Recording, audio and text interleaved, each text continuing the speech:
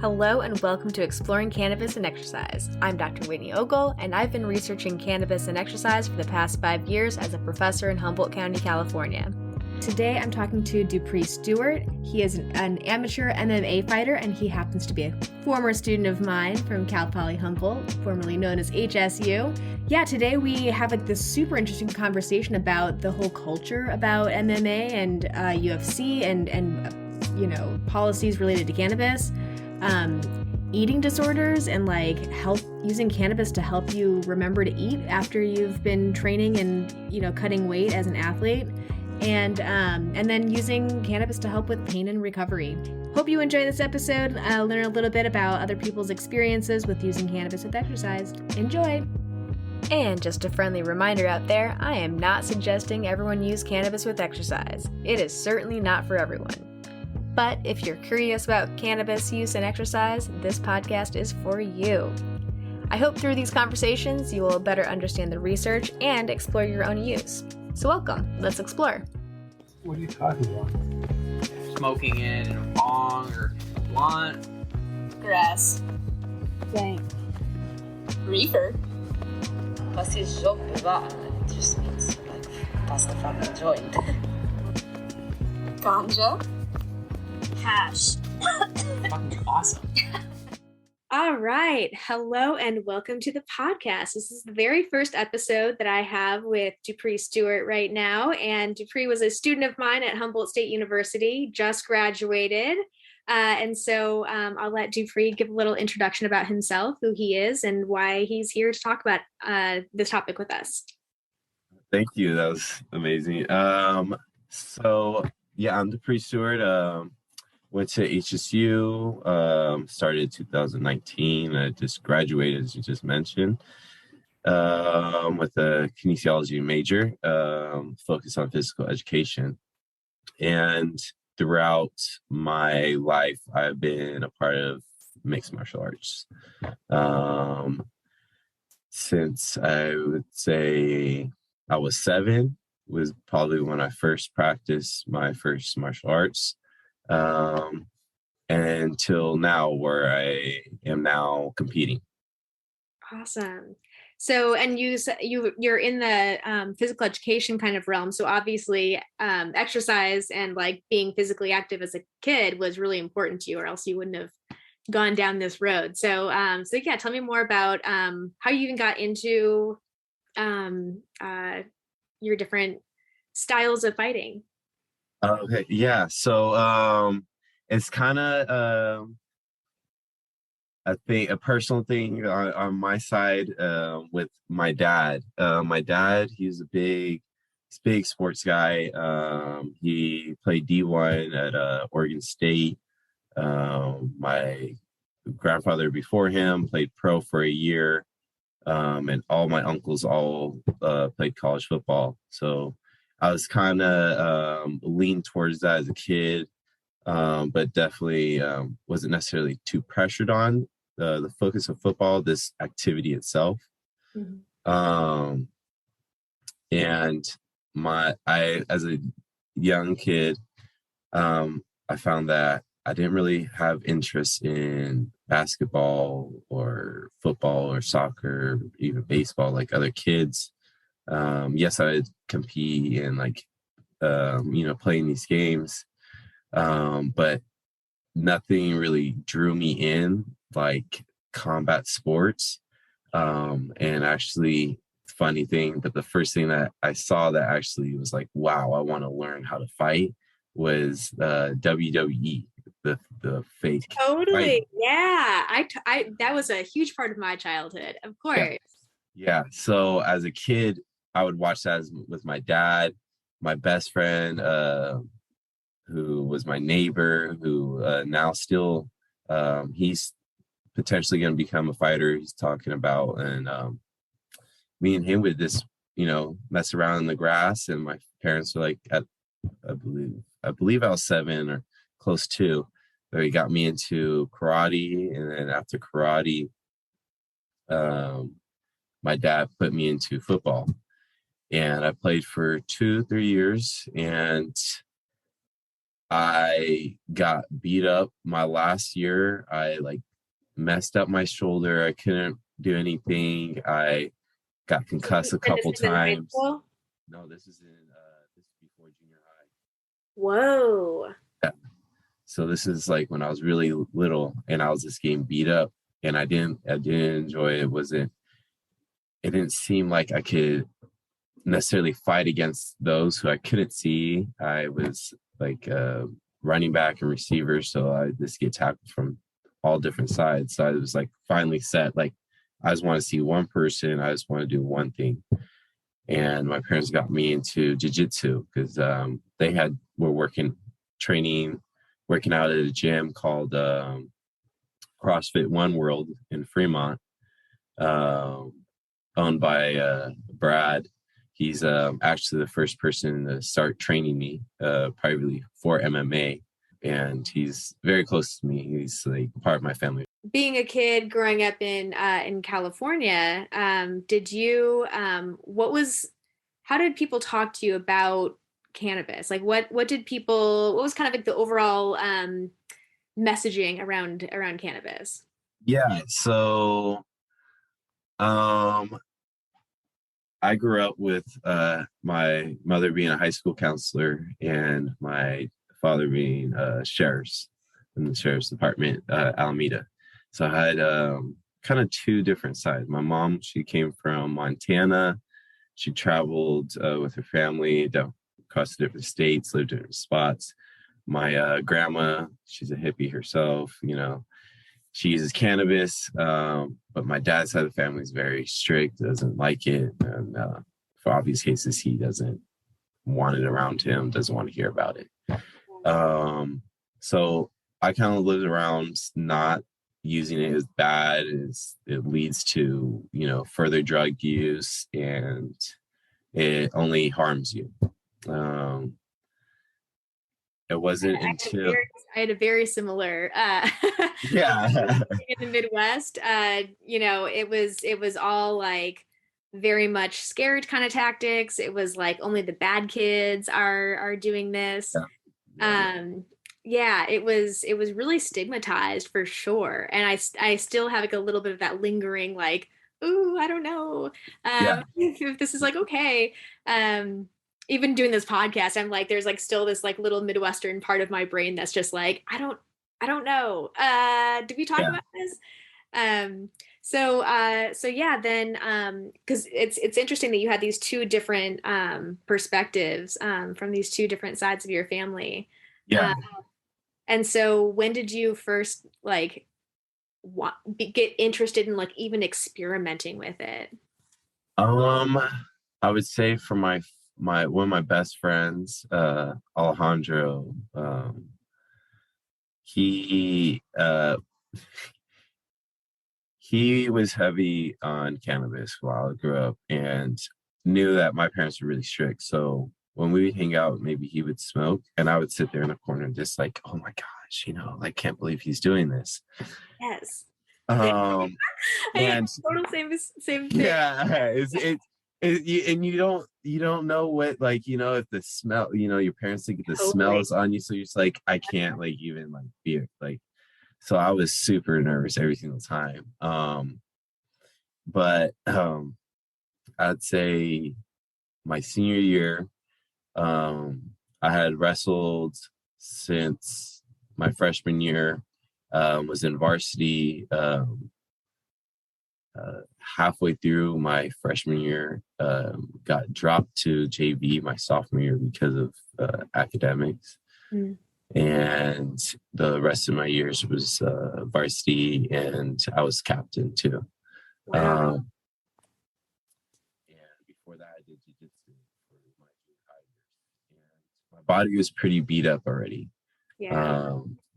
I had multiple back injuries all the time, was tweaking my neck every other weekend with big, heavy tournaments. So my friend was like, dude, you know, like we're gonna go bowling. Me and my sister, like, gonna just smoke a little bit. You want to come? I'm like, yeah, sure, I'll join. And they're like, well, like, you know, you want to smoke a little bit? I'm like, given it wasn't like for fun for me. It was just like, hey, like, I can have fun without it. Like, Right.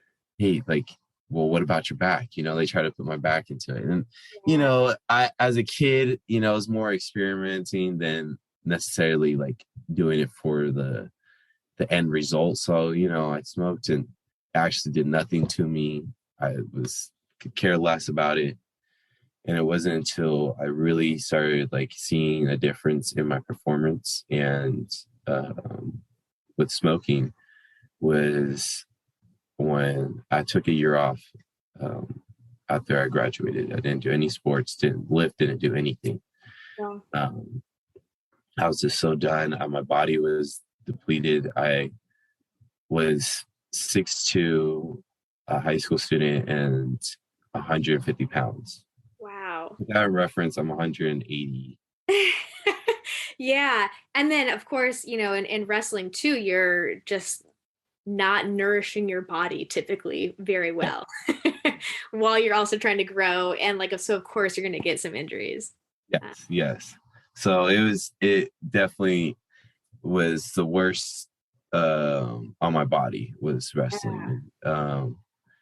And so, this wasn't into any activities, and I took that year off, and I fell into like this like depression hole. I was just like, my body was hurting more and more every day. I didn't work out.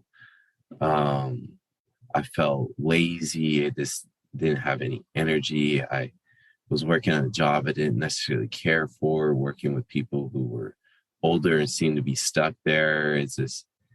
It wasn't a healthy situation for me. And I started working out again, and the people around me at work, they smoked and I worked at a gym and they smoked as well.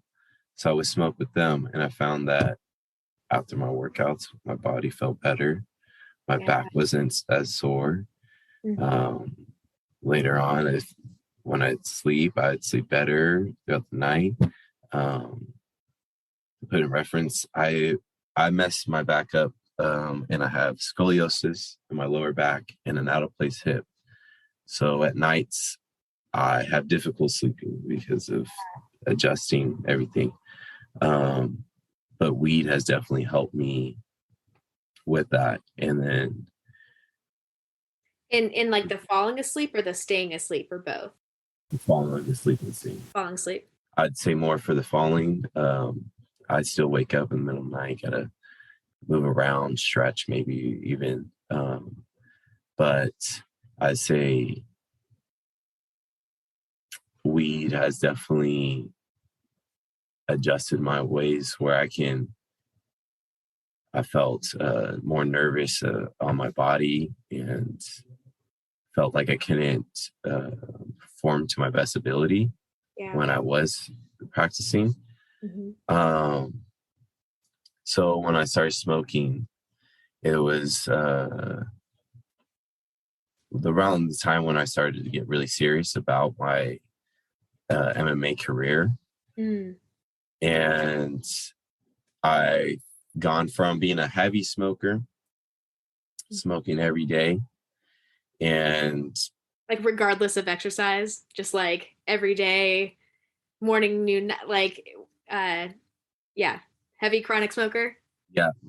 And there wasn't like I have this to do, or if I had to do anything, even wait, I was smoking. Yep. And I found that it wasn't really great for me when I was working out, smoking that heavy. I just, like in what way? Like was it like about your motivation, or like how it actually like felt in your body? Like what was it? It was my mind, because for MMA, you kind of have to have it's almost like you're playing chess. You might grab someone's leg to bring them down, to grab their back, to adjust their back, to grab their neck, to then reach around their neck to grab their arm. And that was your whole end game. So you need your mindset. You need to be Yeah. So like Where, the planning yeah, part yeah, was like off. Like you weren't able to do that like three-dimensional chess, like thinking a couple steps ahead. Yeah. and it it got better when I started to do striking because I felt more fluid. I just was less nervous. And so I would say that's like the best thing about cannabis for me, Hmm. knowing that I have like a big competition coming up, Yeah. is that I like smoke it. Like I review my matches against the people I fight. If they fight someone else, even in my head, I got this. And cannabis kind of relieves that stress that I necessarily have during the fight or even getting ready for the fight. Sometimes, you just get nerves and before you're going into the gym and you're just like, I have this big fight coming up. I potentially, worst come to worst, get knocked out or worse, Yeah.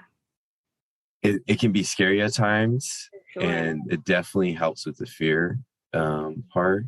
Hmm. But with that being said, I don't smoke 2 weeks before my fights because to have my lungs. Totally. Yeah. I don't necessarily believe that my lungs are functioning 100% after 2 weeks of not smoking. Right. But I believe it does help me, the small percentage that I do. Yeah. So you take the break 2 weeks before competition for your lungs. And I mean, you were saying earlier about that kind of that planning kind of element. And so does it also have like could it potentially impact that aspect of your training, do you think? Or The not smoking with yeah, my planning. yeah. Like before you compete, does that like help you with your planning, do you think?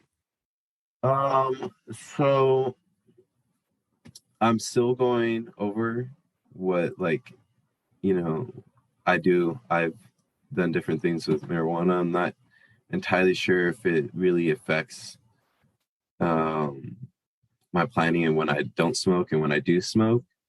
I think it's more of like this speed and focus on when I'm planning. Yeah. I've gone to practice, high, and when I'm high, I definitely have more fun. But I don't necessarily think I'm performing as best as I was if I wasn't high. Yeah.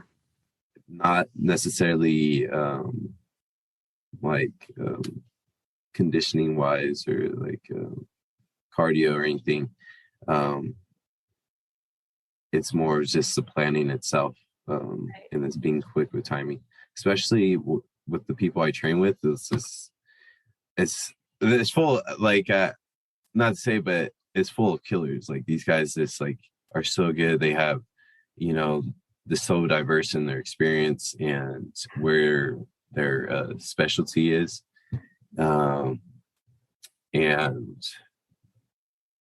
it keeps you on your toes for sure. Yeah. Yeah. So, because I've heard of people in the kind of like MMA, UFC kind of world talk about cannabis all the time. Like that's like a common thing that I like people just like, just turn on a Joe Rogan episode, like, Yeah, they're smoking a joint. Yeah. Just always. Yeah. It's great. Yeah. So yeah, like what do you think it is about well, first of all, how many people do you think like within the kind of like just MMA, UFC kind of like world, how many like what percent of people in that world do you think use weed?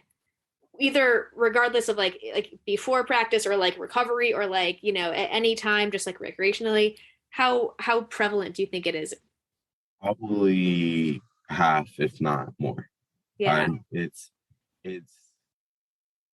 so probably a lot of these guys, they say, those, oh, I only smoke, for recovery and for sleep and other such, and a lot of it's true. our bodies are beat up. I will go to work and like my shins are this blasted. There's bruises all over them. I could barely walk because I just got like my legs tore up. Or even like, I got my shoulder tweaked in while I was grappling. So we definitely helps with recovery. It's a lifesaver in recovery. And so people talk about that, like in gyms, they'll usually talk about the recovery aspect of it. Yeah. So in gyms, cannabis is not like taboo. It's more like welcoming now. But people definitely have their preference on how they use cannabis. Yeah, tell me more about that. Yeah. So I would say if you're more in the jiu-jitsu community, you're more likely to use cannabis. Like to smoke or to do edibles, or like, is there a certain like method of administration that people are using? Yeah, so a lot of people use edibles. A lot of people that I've talked to that I know use edibles. The quick thing is this recovery, and they don't lose their lungs. Yeah. They still have their stamina and cardio. And oils, a lot of people use their oils. And for like topical, like on your like sore muscles, or like the little droppers in your mouth. For your muscles. So a lot of people use the muscles. Yeah, topical. Yeah. But for jiu-jitsu, there's a event they call the High Rollerz. Oh. And, yeah. And I believe it's in SF. I believe it's in San Francisco. But it's a competition with all degrees of belts, I believe. And it's 21, obviously, and above. But they smoke weed or eat an edible or whatever way they want to use their cannabis. And then they go out and they roll and they compete against one another. And it's a big thing. Quite a lot of people like it. There's obviously mixed reviews. Some people who, aren't really heavy cannabis users, so like they felt like out of the world, like a video game. And, I wasn't necessarily performing as best as I could, but I had fun otherwise, Yeah. And other people are like, I feel great. This is the best time this is when I perform best because my body feels so loose. Yeah. It's a big thing now, I'd say. Yeah, definitely. My gosh. Okay. I have just 10,000 more questions now about that event, and I need to like look into that now in way more detail because that's just fascinating to me. One of the things that I've been really curious about in terms of just the methodology, like if I was to do an experiment about looking at the impact of cannabis on performance, let's say it's in a jiu-jitsu performance, I always think about, how do you standardize a dose? If you're going to have a group of people all going through the same kind of protocol and we want to see how this affects their performance, then people need to be the same level of like quote unquote high, right? And so, or do you make that kind of up to whatever the person wants? And so there's different ways of trying to control for that. And so in this competition, is it like use as much cannabis as you feel comfortable, or is it like everyone's taking 10 milligrams as soon as they walk in the door, like here are the rules? Is it, or is it just kind of like your own risk? Yeah, it's your own choice. They don't control it. I believe for one thing, they don't make it standard because everyone has their own tolerance. Totally. So that's why some of the ways that I've seen people talk about standardizing a dose, they say like a certain milligrams per % of your body weight. And it's like, per percent of body weight is one thing, but like people have different tolerances and like different experience levels. And so it's tricky. And so I think that going by a subjective, like on a scale from like 0 to 10, how high are you?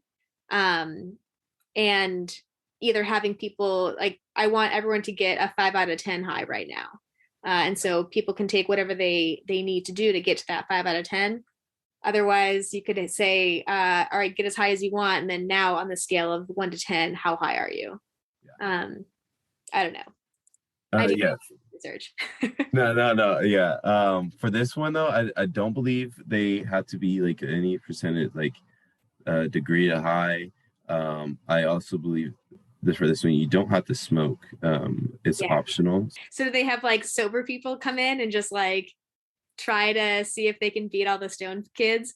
Yeah, I think so. I think it's probably to some people who like are really new to the use of cannabis, probably smoke a joint. And they're like, okay, I can't take any more. That's it for the day. Yeah. And there's people like big names like Nate Diaz. I believe he has gone to High Rollerz. I would believe so, given he's a jiu-jitsu guy and around the area. But he uses cannabis quite frequently, and his brother was kicked out of the UFC for quite a years because of his use of cannabis. So, yikes. So, and so like what are the general rules right now about like when you're training for a competition?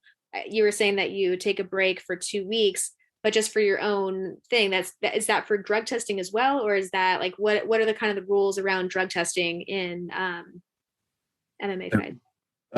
So for me personally, as an amateur, I don't get tested.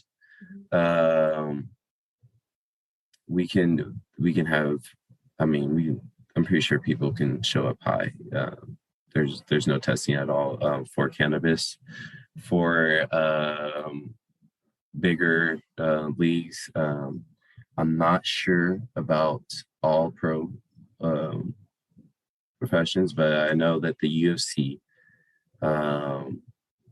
you can use it recreationally, but you can't use it, as a game or performance enhancer.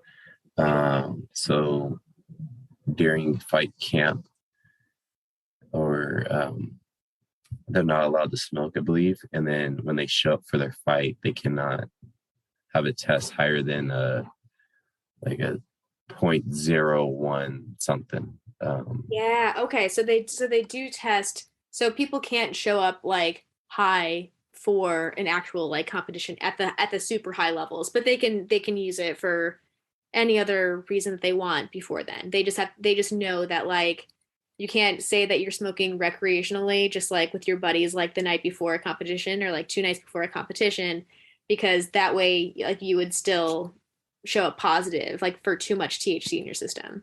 Yeah.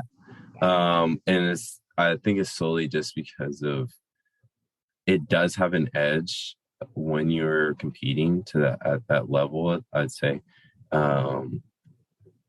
After competing myself, there's definitely times before I like about to fight, I'm like, I wish I had a joint right now, or I wish I could get high. Like while you're in the middle of a match, you're like, if I was just stoned right now. No, not in the middle. Like you're you're just too focused. I mean, if someone's like that, I'm like, good on you, like I guess you're badass, like you're too cool for me, man. But no, I when I'm in there, I'm pretty much focused. It's time to do my work. And but before my fights, when I'm in the locker room and I'm listening to the fights before and get my hands wrapped, you definitely get some nerve. I know I run into the same thing. Obviously not to the same level. But I just in rock climbing, like I've noticed like because I do bouldering right now, so you're not attached to a rope, so like if you don't get the next move, you're falling to the ground. So like I kind of know for myself like what level of the wall am I comfortable with knowing that I might fall with, and then like I don't end a lot of my routes right now because I'm just like, it's not worth it to me to fall at this point. But I've noticed like with cannabis, like sometimes I'll get a little bit more brave and be able to climb up a little bit higher than I normally do, just because I'm like kind of feeling more in the zone of it. Um, but it also kind of brings up this really interesting or important, I think, caveat almost is that something that I like to say is that cannabis is a tool in the toolbox. It's not it's not going to solve everything. There's a lot of people in the cannabis space right now who either it's like two ends of the spectrum. We have people who are like very anti anything about cannabis, like this is going to ruin your brain, to then we have people who are like, cannabis is medicine, this is everything, like you should have it in all of your food, this is good for your skin, this is good for your hair, this is good for your like your brain, this is good for your lungs. It's like okay. It's not the savior for everything, and it's not the downfall of society. Like it's definitely somewhere in the middle. And I like to say that it's a tool in the toolbox, that it's not going to solve all your problems, but it can be an important tool in addition to other things. So like with fighting, it's like, yeah, if someone wants to only use cannabis because they're like nervous before a fight and they think that that's going to help them not get so nervous for the fight, then that means that they don't have other strategies that they've built to build that kind of like strength and to decrease that fear in other ways, like through whatever it is, like meditation or like through a sports psychologist kind of standpoint. It's like there's other tools to decrease that fear, that you don't need weed necessarily to do it, but it's just a tool in the toolbox. Yeah. I definitely agree with that 100%. Yeah, like I said, like there's been times where I've competed before fight, I just want to smoke. But I will say that if I were to have to lose weed today, it'd probably affect my recovery the most of everything. I don't believe that, it necessarily has hindered or improved my mindset. Definitely has reduced pain. Yeah. And even I would say while I'm fighting, there's been times where I've hurt myself and been a little too high and like not really known, like got a little soreness, but didn't really understand how bad or what it was until later I got home. That happened to me with swimming, because I was a swimmer in college, and I would take ibuprofen or whatever before I got to practice because my shoulders were just tore up. Right? Yeah, and so I would just take ibuprofen before I started swimming, and it's like, okay, now I don't have that pain response during swimming, so I'm doing more things to make me put me into a place where I'm actually experiencing more pain afterwards. So it ends up being like not positive in that way. So sometimes it's good to not, to have that pain response, to know like where that end point really is. I'm always like so curious about pain, because that was the reason why I quit my athletic career, is just because of chronic shoulder pain. It just like wasn't worth it to me. Then when I went into my PhD program, I was looking at people who had chronic ankle instability. So it's not, pain is part of ankle instability, but it's I definitely looked at a lot of like the pain research out there, and it always surprises me how little the public really understands about pain and how we learn to deal with it. Like whenever someone says like I have pain in something, my next question is always like, well, have you seen a physical therapist? And it's like, no, I saw an orthopedic surgeon. It's like, okay, did they tell you to get surgery? Because of course they did. But like a physical therapist can give you exercises and stretches and things like that, like different little techniques that most people will never get this kind of training. They'll never understand what your, rectus abdominis is versus your transverse abdominis. Like most people don't know the majority of the muscles in their bodies.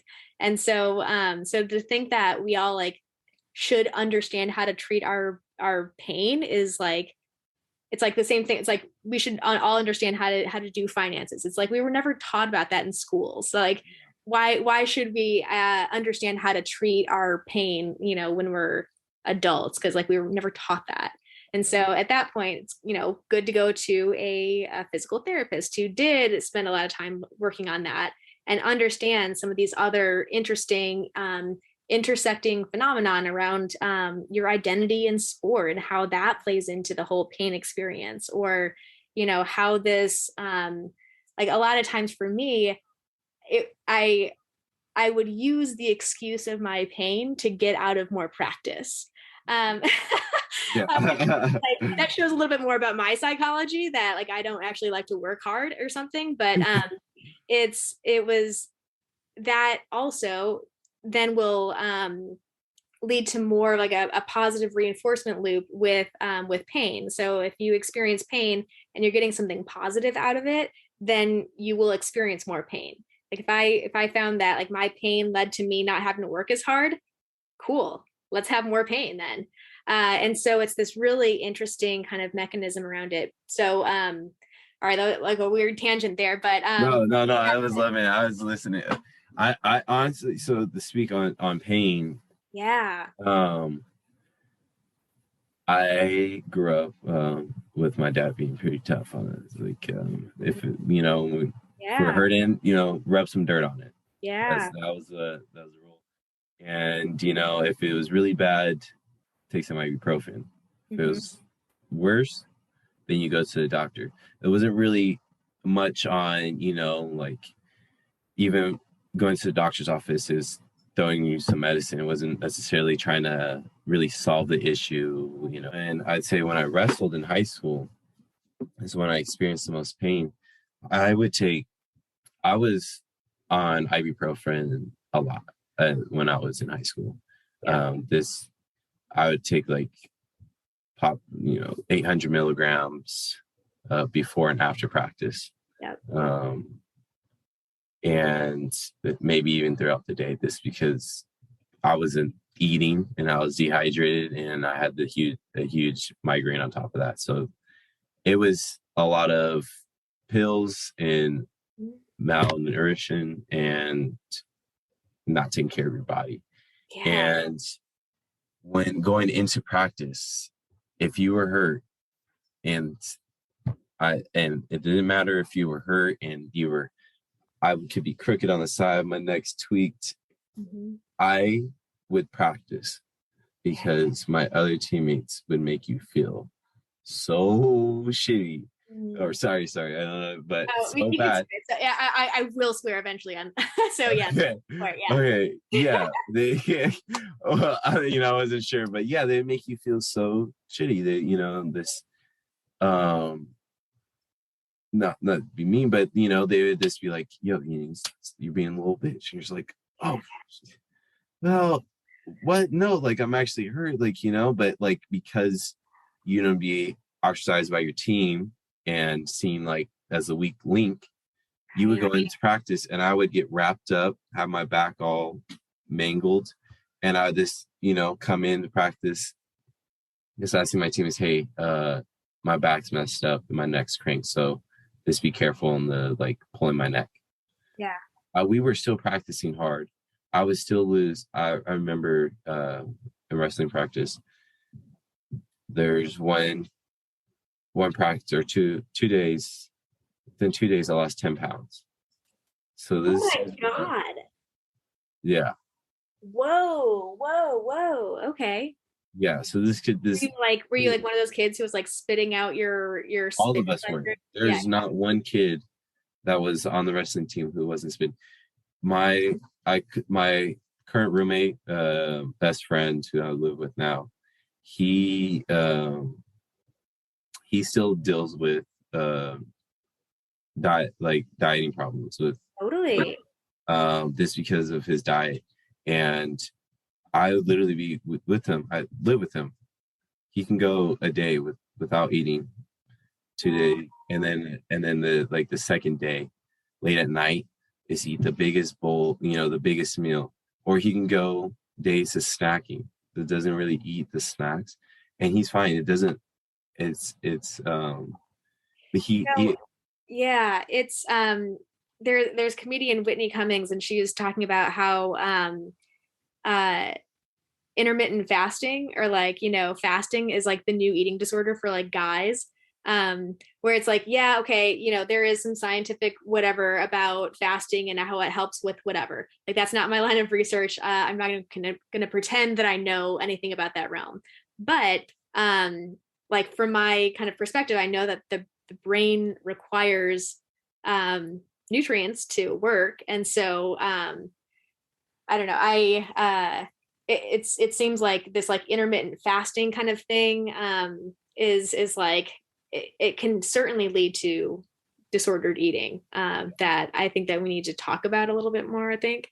But I mean, obviously wrestling, I mean, there's so much research on how really bad it is for growing kids, Yeah. I mean, after I graduated, I knew exactly, like, I mean, I went to school for it after, taking classes in kinesiology, but I was like, that was the worst thing to ever do to a student or a child that's growing up, going through puberty.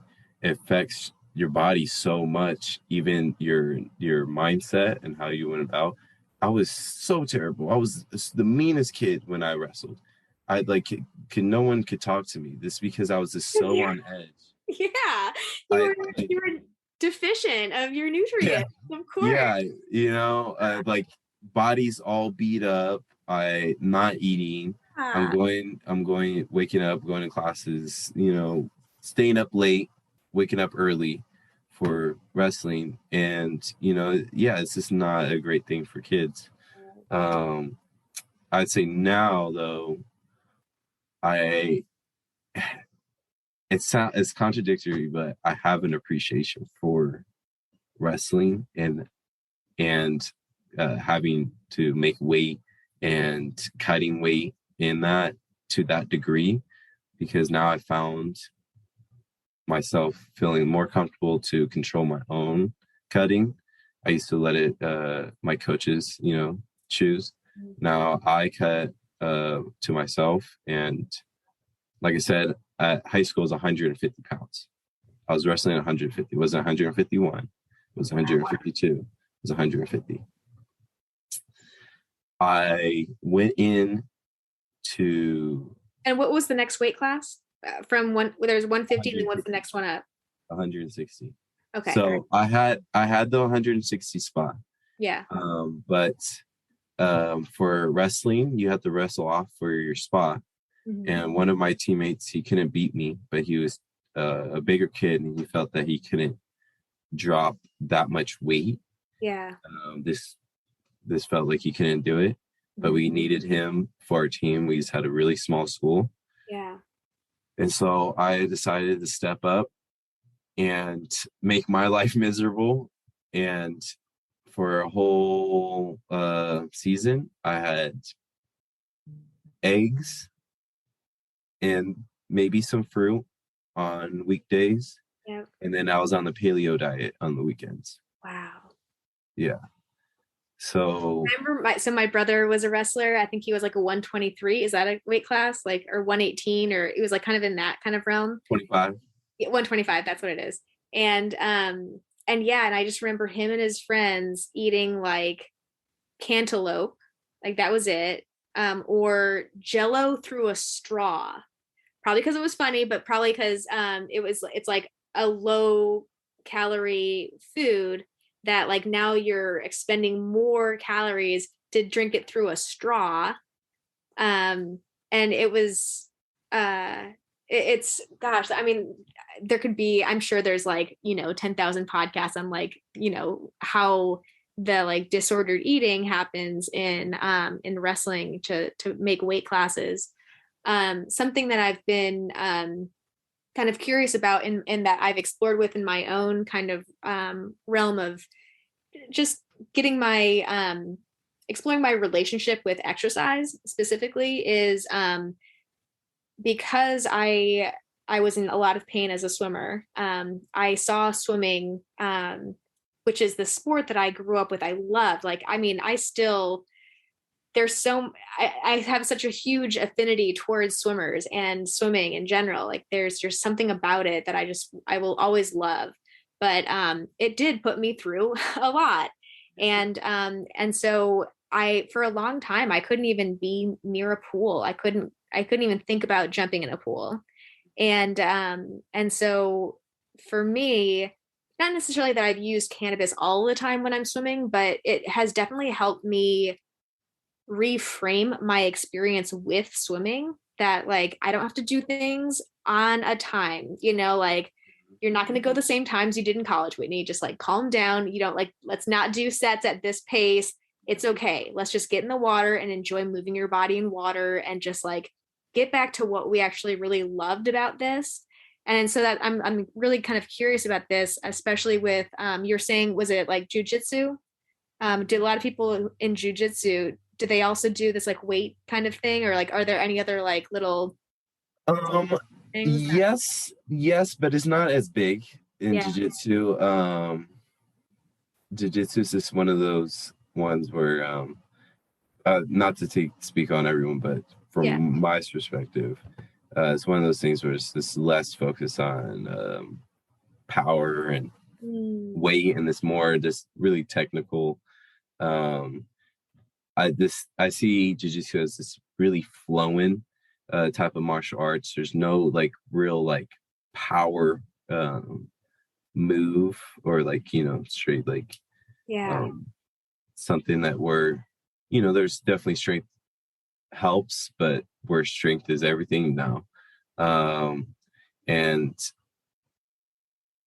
I'm saying that because for the reason why people drop weight for wrestling, they cut weight for fights and stuff, is because if you're someone who is sitting at a heavier weight, going down to a smaller weight, you're gonna have more strength and more power in your moves than the person who was a lighter weight. Right. But I personally, to even bring in nutrition, when I smoke, I can eat. When I eat, I have more energy. When I have more energy, I can go train more. Yeah. When I'm able to train more, I'm able to eat more, which is, a great cycle. And then also sleep, and like, my body feels better rested. Gosh, even the eating part, I completely forgot about that with weed, because I've had friends that the only reason why they stopped smoking weed was so that they would stop snacking as much, so that they would not gain weight, they would not eat, and because they knew like if I start smoking weed, I'm going to eat, and it's like, wow, what a really important kind of element there. Yeah, totally. For me personally, if I stop smoking, I probably wouldn't eat as much. I'm one of those people, I don't know why, but when I smoke, I have obviously not why. I know why. When I smoke, I have a bigger appetite. When I don't have a small appetite. But it's so small that it could be I haven't eaten all day, and I have like one of those microwave burritos and I'm full. Yeah. And I know that's not good for me. I know my body needs way more nutrition than that. So like in the mornings, depending if I have work, I don't smoke, and then I'll just train. But if I'm able to wake up early enough before training, I'll smoke, I'll eat, do my thing, and then I go to training. Yeah, and it's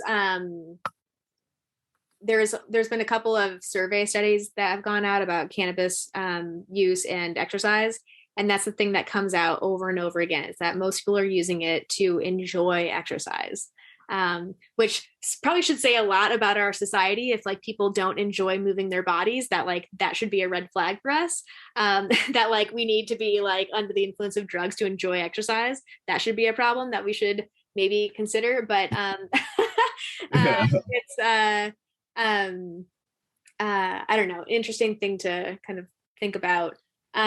So something I did over the summer was I had a friend who gave me like kind of a small amount of different types of weed.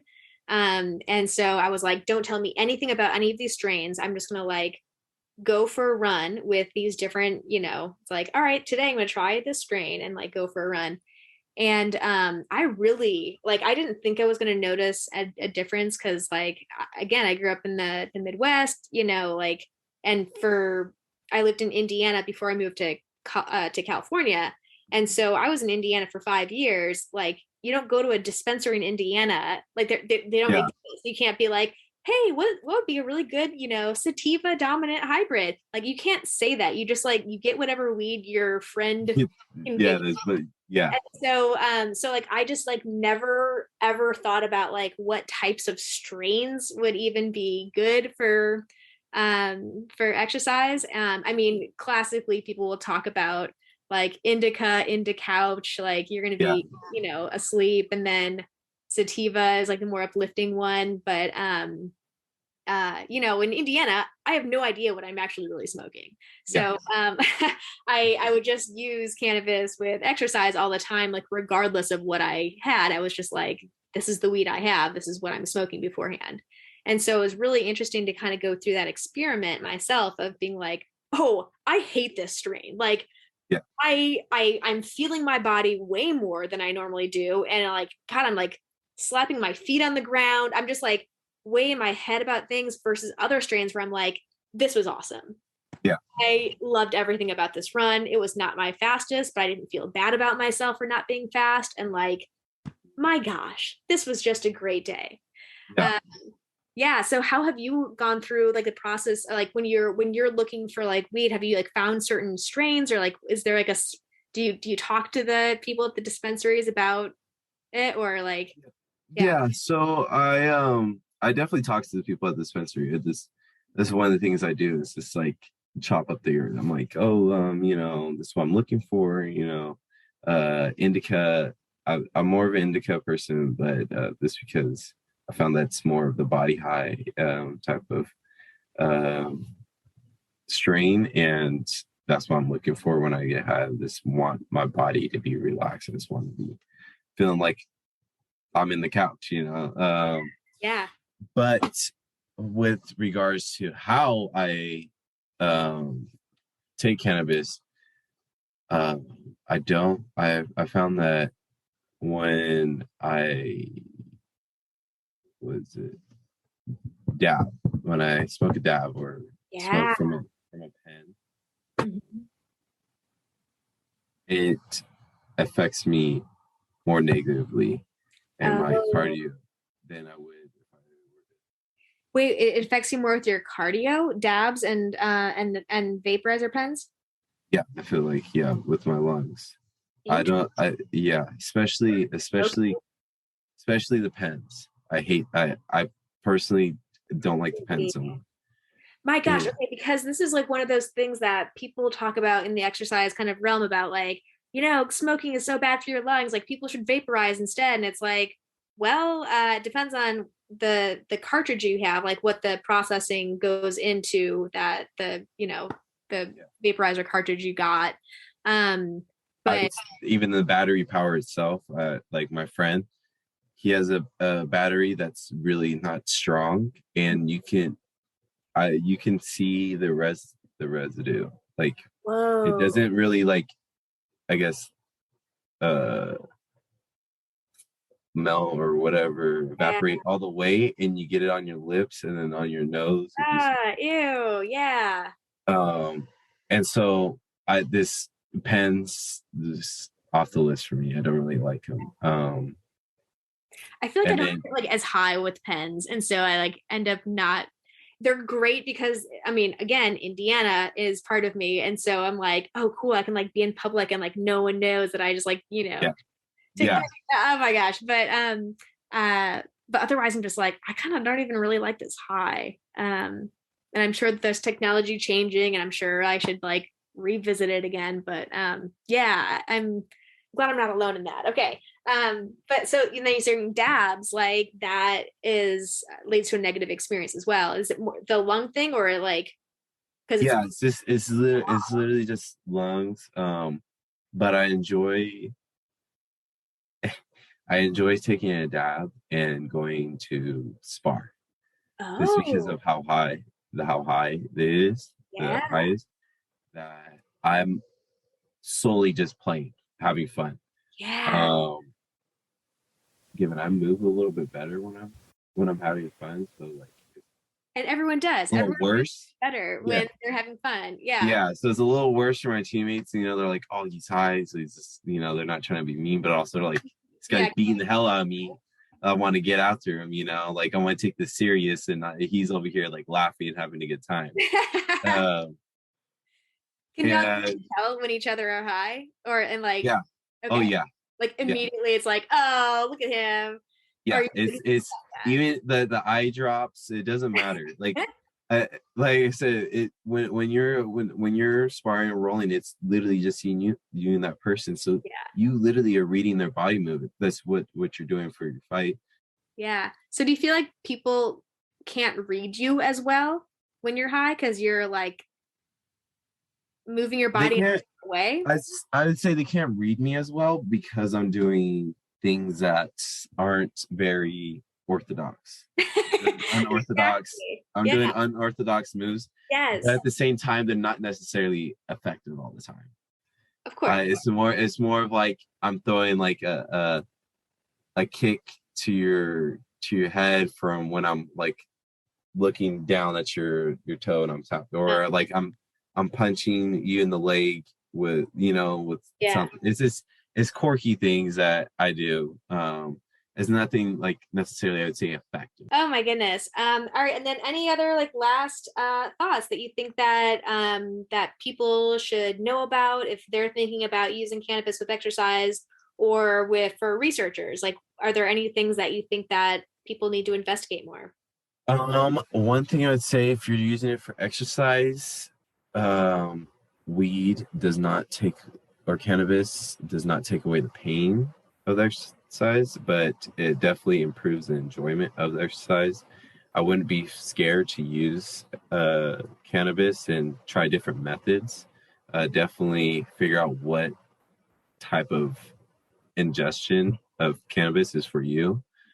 And then for researchers, I would say for the field of MMA, it's a very diverse issue, and I don't believe that it can be solved just by researching one school over the next. I think it's a very global research to be done, but I also believe that with MMA, it's much needed. I want to say a big thank you again to you. Yes, of course. Yeah, we'll talk again sometime soon. All right, hope you enjoyed that episode. I love to hear about people's experiences with using cannabis with exercise. As we've now heard, even just from 2 episodes so far of talking to different people about their experiences, we now know that it can be just so wildly different from one person to another, and so it just gives us all future ideas. So if you have any other experiences that you would like to share with me, feel free to contact me on Instagram or on Gmail. So you can see the links in the bio for all of those, and enjoy the rest of your day. Make good choices.